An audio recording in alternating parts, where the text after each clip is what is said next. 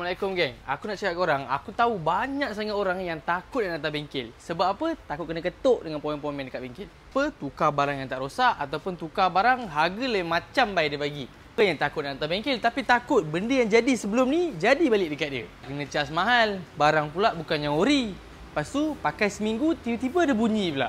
Tu dekat Mesin Zobo Sungai Buloh, Bukit Beruntung, kita orang buat checking free je untuk korang. Kita check kereta korang tu, kita akan bagi tahu korang apa yang rosak, apa yang elok. Kalau nak tukar, kita ikut bajet korang. Lagi satu, kita orang tak ada cas-cas tersembunyi. Yang mana bagi tahu tukar, tiba-tiba tak tukar. Yang mana pakai barang OEM, kita cakap OEM. Ori, kita cakap ori. Banyak customer yang datang dekat sini, dia lega sebab apa? Dia jumpa bengkel yang betul-betul jujur and explain kat dia benda apa yang perlu tukar and tak perlu tukar. Kat luar sana nak checking ke, nak tukar ke, apa benda sekalipun, boleh walk in dekat kedai ataupun klik link kat bio, message dulu. Biasa lokasi kedai kita orang dekat Bukit Beruntung dan Sungai Buloh. Clear deh? Beres.